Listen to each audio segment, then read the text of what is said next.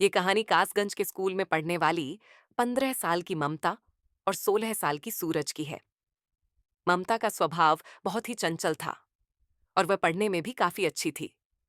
वहीं दूसरी तरफ सूरज फुटबॉल और पढ़ाई में बहुत अच्छा था कि तभी एक दिन सूरज सुनो ना, हमें कब तक एक दूसरे के बिना ऐसे अकेले अकेले रहना पड़ेगा। अरे पगली, हम अकेले कहाँ हैं? हम तो रोजाना एक दूसरे से मिलते हैं। मेरे कहने का मतलब कुछ और है। क्या क्या बोलूं? मुझे अब पूरी जिंदगी तुम्हारे साथ रहना है। अपने घर रह के थक गई हूं। क्या बात है? आज तो मुझ पर ज्यादा ही प्यार आ रहा है। मजाक मत करो। देखो, ऐसा नहीं है। मैं भी तुम्हारे साथ रहना चाहता हूँ, लेकिन अभी हम 18 के भी नहीं हैं। हम नाबालिग हैं यार। हम ठीक है, लेकिन तुम्हें जल्दी इसके बारे में कुछ करना होगा। अच्छा ठीक है बाबा, अब गुस्सा थूक दो। इन बातों के बाद दोनों घूमते हैं और कुछ देर बाद अपने पने घर चले जाते हैं कि तभी एक दिन सूरज, मुझे मेरे घर नहीं रहना। मुझे यहाँ से कहीं दूर ले चलो। तुम रोना बंद करो। मैं कुछ सोचता हूँ यार। ठीक है, चलो हम भाग चलते हैं। जाओ, कपड़े पैक करो और रात को 11 बजे मुझे पोस्ट ऑफिस के पास मिलना। ठीक है, तुम जल्दी आना। अपने घर से भागने के लिए पूरी तैयारी के साथ निकलते हैं। हाँ, तुमने सब रख लिया ना? हाँ। हाँ, चलो। दोनों चोरी छुपके शहर से बाहर निकलने की कोशिश कर रहे होते हैं कि तभी अचानक एक पुलिस की गाड़ी सामने आ जाती है। हे रुको रुको, आधी रात को तुम दोनों कहाँ जा रहे हो रे? कहीं नहीं सर, हम बस अपने घर जा रहे हैं।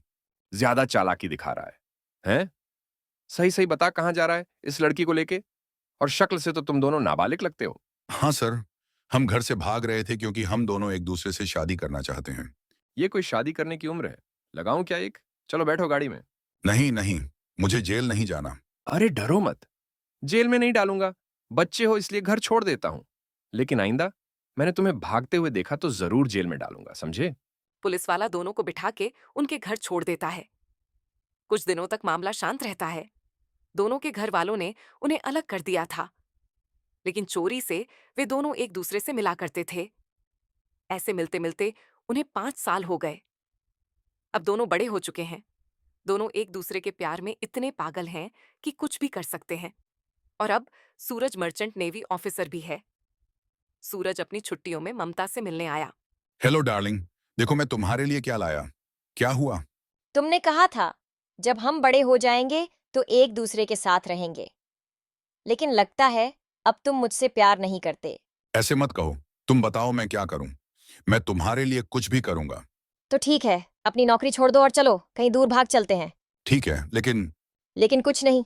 अगर तुम आज रात सब छोड़ मेरे पास नहीं आए तो मेरा मरा हुआ मुंह देखोगे। उसी रात सूरज और ममता अपने पने घरों से भाग जाते हैं और एक मंदिर में जाके शादी कर लेते हैं। और अगले ही दिन खुशी खुशी दोनों सूरज के माँ बाप से मिलने जाते हैं। देखो माँ, मैंने शादी कर ली। मैं आपकी बहू को साथ लाया हूँ। लल्ला, तूने ये क्या किया लल्ला? अब हम समाज में तो मुंह दिखाने के लायक ही नहीं रहे। तेरे पापा तो शर्म से ही मर जाएंगे।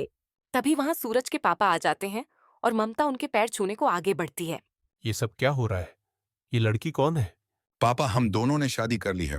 सूरज के पापा को यह सुनकर झटका लगता है और वो अपने सीने को पकड़ के कहते हैं। शादी कर ली? चले जा मेरी नजरों के सामने से। आज से तू हमारे लिए मर गया समझा और हम तेरे लिए है। चल जा यहां से। आप अपने आप को संभालिए। हमारे खून में खराबी है तो हम क्या कर सकते हैं? जाओ और जाके इसके पिंडदान की तैयारी करो। आज से हमारा बेटा मर गया। सूरज के दिल को चोट पहुंचती है, लेकिन वो ममता को लेके ममता के घर जाता है। पापा, मैंने शादी कर ली। नमस्ते पापा मम्मी, हमें आशीर्वाद दो। जब बच्चे हवा में उड़ जाते हैं तो उन्हें रोकना मुश्किल ही नहीं, नामुमकिन होता है। अरे आप भी ना, हमारी बच्ची बड़ी हो गई है और अब हमारी बेटी की कमी भी पूरी हो गई। सूरज और ममता अपने घर वालों से मिलने के बाद अपने किराए के घर में जाते हैं। दोनों हंसी खुशी अपने घर में रहते हैं, लेकिन असली दिक्कत अब शुरू होती है। इस शादी के चलते सूरज ने अपनी इतनी अच्छी नौकरी छोड़ दी। ये अच्छी जॉब है, मुझे इसके लिए अप्लाई करना चाहिए। हम हस्बैंड जी, क्या देख रहे हो? अरे मैडम जी, नौकरी तो चली गई, अब काम तो ढूंढना पड़ेगा ना। ठीक है, तुम ढूंढो, मैं तुम्हारे लिए चाय लेके आती हूँ। ममता चाय बनाने के लिए रसोई में जाती है। रसोई में एक खिड़की होती है। वहां से कुछ लड़के ममता को देख रहे होते हैं और जैसे ही ममता उन्हें देखती है, मन ही मन मुस्कुराकर इतराने लगती है। ये लो चाय। लाओ डार्लिंग, एक बार घर हो आऊं। मेरे ही माँ पापा हैं, कब तक गुस्सा रहेंगे? क्या भाई, क्या हाल? और ये खाना कहाँ से ला रहे हो? आदमी बिना कुछ बोले वहां से चले जाता है। बड़ा अजीब आदमी है, बिना कुछ जवाब दिए ही चला गया। तभी सूरज अपने घर की ओर आगे बढ़ता है और देखता है कि उसके घर से धुआं उड़ रहा है। पापा। फिर सूरज की नजर उसकी तस्वीर पर पड़ती है जिस पर फूलों का हार चढ़ा हुआ और उसके घर वाले उसका पिंड दान कर रहे हैं। यह देख उसके पैरों से जमीन खिसक जाती है और वो रोते हुए भाग जाता है। थोड़ी देर बस स्टॉप पर बैठने के बाद इंटरव्यू देने जाता है। घर आते ही तभी इंटरव्यू कैसा गया? हाँ, अच्छा गया। कल से काम पर जाना है। क्या हुआ, कुछ बात है क्या? मेरे माँ पापा ने मुझे छोड़ दिया। मैंने इतनी बड़ी गलती की थी क्या? रो मत, मैं हूं ना। जैसे जैसे टाइम बीतता जाता है चीजें ठीक होने लगती हैं और दोनों हंसी खुशी साथ रहते हैं। और 1 साल बाद उनके घर एक छोटी सी लड़की जन्म लेती है। मैं बहुत खुश हूँ। तुमने मुझे दुनिया की सबसे बड़ी खुशी दी है। देखो, ये बिल्कुल तुम्हारे ऊपर गई है। मैं इसके लिए कुछ भी करूंगा। दोनों मिलकर उनकी बेटी को पालते हैं और वो तीनों एक खुशहाल फैमिली की तरह जीते हैं कि तभी एक दिन सूरज का दूर का भाई घर आता है। अरे आओ आओ भाई, यहाँ बैठो। इतने दिनों के बाद कोई अपना आया है। हाँ भाई, किसी को तो आना ही था। और बता भाभी कहाँ है? बानोरी गुरेडियनोरे के पास है, ममता। हाँ आई। अरे देखो, भैया आए हैं। जाओ, इनके लिए चाय बना लाओ। नमस्ते भाभी। नमस्ते, मैं अभी चाय लाती हूँ। और बताओ, आजकल क्या चल रहा है? कुछ नहीं भाई, कनाडा में एक बेकरी की शॉप पर काम मिला है। बस कुछ ही दिनों में वहां के लिए निकलना है। अच्छा, ये तो बहुत अच्छी बात है। अच्छा यार, क्या एक बात मैं पूछूं? हाँ हाँ बोल। भाई, अब गुड़िया भी है और पैसे की बहुत प्रॉब्लम होती है। तो क्या तू मेरी भी मदद कर सकता है क्या? अगर मुझे भी कनाडा में काम मिल गया तो अच्छा होगा यार। ठीक है, तू तैयारी कर, मैं पता करवाता हूँ। है क्या तुम मेरे पीछे से हमारे घर और हमारी गुड़िया को संभालोगी? मुश्किल है तुम्हारे बिना रहना, लेकिन काम है, जाना पड़ेगा। और तुम परेशान मत हो, मैं संभाल लूंगी। अरे सूरज जल्दी आ, तेरे लिए खुशखबरी है। अरे आया आया। जल्दी से अपने सारे पेपर और डॉक्यूमेंट तैयार कर ले। 2 दिन बाद तुझे कनाडा के लिए निकलना है। थैंक्स भाई, तेरी जितनी तारीफ करो उतनी कम है। हम जा तो रहे हो, लेकिन तुम्हारे बिना एक दिन भी 1 साल जितना लगता है। सूरज और ममता तैयारी करते हैं और 2 दिन बाद सूरज कनाडा के लिए निकल रहा होता है। एयरपोर्ट पर हमारी गुड़िया का ध्यान रखना। हाँ जाओ, वहां जाकर हमें भूल मत जाना। सूरज को कनाडा गए हुए कई हफ्ते हो जाते हैं कि तभी एक दिन ममता को रास्ते में उसका एक खास दोस्त आदिल मिलता है। अरे ममता, तुम आदिल? अरे मुझे पहचान नहीं पा रही क्या? नहीं, तुम्हें कैसे भूल सकती हूँ। आओ मेरे घर चलो, यहीं पास में ही है। ठीक है। ममता आदिल को अपने घर ले जाती है, लेकिन आदिल को देख के साफ पता चल रहा था उसके इरादे ठीक नहीं है। ममता उसके बारे में सब जानते हुए भी उसे घर ले आई। तुम यहाँ बैठो, मैं तुम्हारे लिए कुछ खाने को लाती हूँ, ठीक है? ममता रसोई की जगह अपने कमरे में जाती है और तैयार होना शुरू कर देती है कि तभी वहां आदिल आ जाता है। तुमने तो मुझे डरा ही दिया। तो तुम रसोई की जगह यहाँ क्या कर रही हो? मैं वो नहीं, मेरी शादी हो गई है और सूरज को पता चला तो वो मुझे कभी माफ नहीं करेगा। अरे उसे कैसे पता चलेगा? देखो मुझे पता है, वो अभी कनाडा में है। और अपने चेहरे का रंग तो देखो, कितना फीका हो गया है, एकदम बोरिंग। लेकिन लेकिन कुछ नहीं। ये देखो, मैं तुम्हारे लिए एक खास चीज लाया हूं। ये क्या है? अरे ड्रग्स है, ड्रग्स। तुम ये लो और एक अलग ही दुनिया में खो जाओ यार। ममता ड्रग्स को सूंघती है और अपना होश खो बैठती है और उसके बाद आदिल और ममता हम बिस्तर हो जाते हैं। ये सिलसिला कई महीनों तक चलता है, जहां ममता नशे की दुनिया में कदम रख चुकी है। तभी एक दिन ममता की मां घर आती है और आदिल घर से निकल रहा होता है।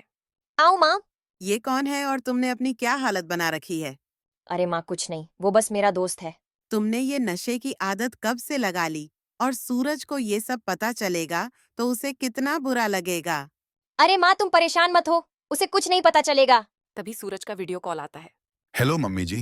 हेलो, से हो बेटा? आप हमारे घर हो? हाँ हाँ, ये लो, ममता से बात करो। कैसे हो हस्बैंड? मैं ठीक हूँ।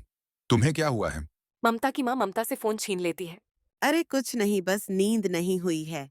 ठीक है, आप ध्यान रखो। ममता और उसकी मां को नहीं पता होता है कि सूरज कल की फ्लाइट से वापस आ रहा है। अगली सुबह सूरज ममता को सरप्राइज देने आता है। ममता दरवाजा खोलती है। सरप्राइज? तुम, मेरा मतलब है तुम यहाँ कैसे? अरे मैंने सोचा मेरी बीवी मुझे देख के खुश होगी, गले लगाएगी, लेकिन तुम्हारे तो होश उड़े हुए हैं। नहीं, ऐसा कुछ नहीं है। सूरज अंदर आता है और देखता है कि सामने टेबल पर सारे नशे का सामान रखा हुआ है। ये सब क्या है? तुम मेरी पीठ पीछे ये सब कर रही हो? ये सब मेरे दोस्त का है। वो उसे यहाँ गलती से भूल गया है। ठीक है, तुम कहती हो तो मान लिया, लेकिन गुड़िया कहाँ है? ओ गुड़िया, हम माँ के पास है। तुम फ्रेश हो जाओ, मैं कुछ खाने को बनाती हूँ। सूरज फ्रेश होने चला जाता है। ये सारी बातें उसके दिमाग में चल रही होती हैं और वो ममता पर भरोसा नहीं कर पा रहा था। मुझे मेरे प्रोजेक्ट के सिलसिले में थोड़ा काम है, मैं आता हूँ। लेकिन तुम तो अभी आए हो। हाँ, लेकिन काम है, थोड़ी देर में आता हूँ। ममता ने इस बात का फायदा उठाया और आदिल को बुला लिया। Hello baby. जल्दी अंदर आओ और सामान दो, मुझसे रहा नहीं जा रहा। अरे इतनी भी क्या जल्दी है? आदिल ममता दोनों नशे करते हैं और संबंध बनाते हैं। तभी अचानक सूरज दरवाजे पर दस्तक देता है। अरे ममता, जल्दी दरवाजा खोलो, मैं अपना फोन तो यहीं भूल गया। ममता डरते डरते दरवाजा खोलती है। अरे जल्दी हटो यार, लेट हो रहा है। तभी सूरज आदिल को उनके बिस्तर पर सोए देख लेता है। ये देखते ही उसके पैरों के नीचे से जमीन खिसक जाती है। ये कौन है? और ये हमारे बिस्तर पर छी। मेरी बात सुनो, मैं तुम्हें समझाती हूँ। तुम मुझे क्या समझाओगी? मैंने तुमसे इतना प्यार किया और तुम्हारे लिए सब कुछ छोड़ भी दिया, और तुमने मेरे ही साथ धोखा किया। अरे देख भाई, ये तू ठहरा परदेश, तो किसी को तो तेरी कमी पूरी करनी ही थी ना बे। ये बात सुनते ही सूरज और आदिल के बीच हाथापाई हो जाती है और आदिल मौका देख भाग निकलता है। उसके बाद देखो, मैं तुमसे इतना प्यार करता हूँ, तुम्हारे बिना नहीं रह सकता, इसलिए मैं तुम्हें एक और मौका दूंगा, लेकिन तुम्हें नशा छोड़ना होगा। नहीं नहीं, मैं पागल हो जाऊंगी। अरे अरे, संभालो अपने आप को। इस घटना के बाद सूरज ने ममता को समझाने की बहुत कोशिश की, लेकिन ममता नशे की दुनिया में बहुत आगे निकल चुकी थी। वो चोरी छुपे जाकर आदिल से मिलती और उसके साथ नशे करती। सूरज ने उसे समझाने की बहुत कोशिश की, लेकिन वो नहीं मानी। तो आखिर में आकर सूरज ने ममता से तलाक लेने का फैसला किया। अरे अपने पति को तलाक लेने से रोक, क्योंकि अगर उसने तुझे तलाक दे दिया तो पैसे कहाँ से आएंगे? अरे मुझे भी अब उसके साथ नहीं रहना है। तलाक के बाद हम दोनों शादी कर लेंगे। आदिल इस बात से खुश नहीं था, लेकिन उसने कुछ नहीं कहा। एक दिन ममता प्लीज, तुम वापस आ जाओ, तुम जो बोलोगी वो करूंगा। अपनी बच्ची के लिए आ जाओ। नहीं, मुझे तुम्हारे साथ नहीं रहना। एक बार अपने बच्चे की तरफ तो देखो। ममता सूरज की एक नहीं सुनती और आदिल के पास चली जाती है। मुझे लगता है हमें सूरज को ठिकाने लगाना पड़ेगा। ये जीते जीना तुम्हें जीने नहीं देगा। मुझे भी यही लगता है, और ड्रग्स भी नहीं लेने देता। लेकिन हम ये करेंगे कैसे? मेरे पास एक प्लान है, सुनो। ठीक है। अगले दिन ममता मेडिकल स्टोर जाती है और चूहे मारने की दवाई खरीदती है। बर्तन वाले से कसाई वाला चाकू लेती है और वहीं दूसरी ओर आदिल एक नीला ड्रम खरीदता है। सारी तैयारी हो गई, सारी तैयारी हो गई। आगे का काम तुम्हें पता है ना?